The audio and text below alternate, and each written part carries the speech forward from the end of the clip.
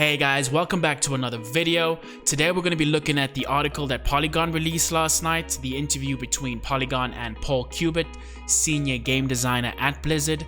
Paul Kubit essentially just tells us a bit about Torghast and how Blizzard are planning to reward both casual and sweaty players as they ascend the Tower of the Damned.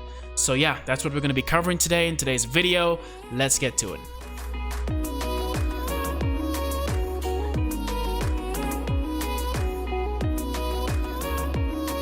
Ryan Gilliam of Polygon sets the tone by addressing the shortcomings of previous expansion Legion and current expansion Battle for subscriptions.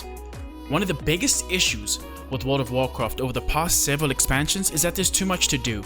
Both Legion and Battle for Azeroth had nearly infinitely scaling systems via the Artifact and Heart of Azeroth system, which led to a lot of burnout. Paul Kubit tells us that players who love Torghast can go in every week and collect the maximum amount of legendary materials, with the goal of creating every legendary for every situation, every legendary for every situation, every legendary for every situation, every legendary for every situation. Wait, hold up. Now before you start getting any Legion flashbacks of opening your 528th emissary chest, and lo and behold, still no roots of Shadowlands, no rating for me.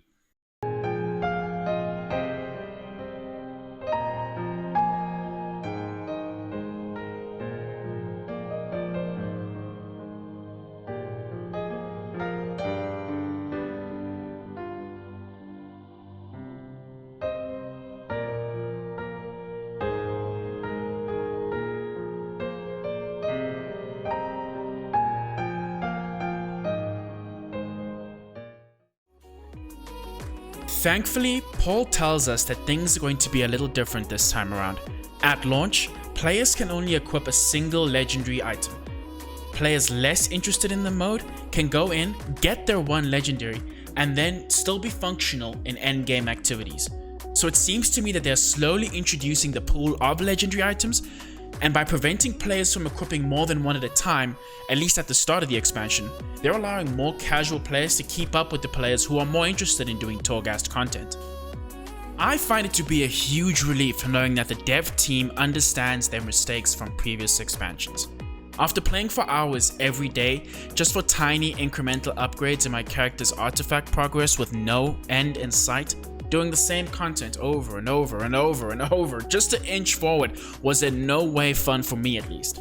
It's good to know that they are aware of the sensitive balance between burnout and time gating, and this balance is going to be crucial to setting the pace of Shadowlands in the early months.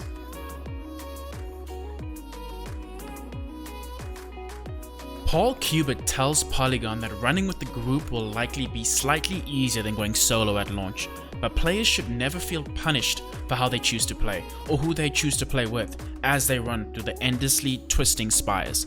So I think it's safe to say that Torghast will have a similar group structure to our current visions, allowing sizes of 1 to 5 players to climb the tower. I think this is a great stride towards player inclusiveness, and personally I don't mind that groups will most likely have an advantage over me when doing this content.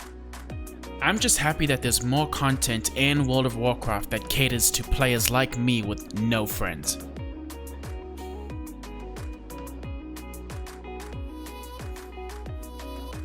Paul Kubit goes further and tells us that there are no current plans for a Torghast leaderboard, but you better bet that's one of those things that's on our list of cool potential things in the future.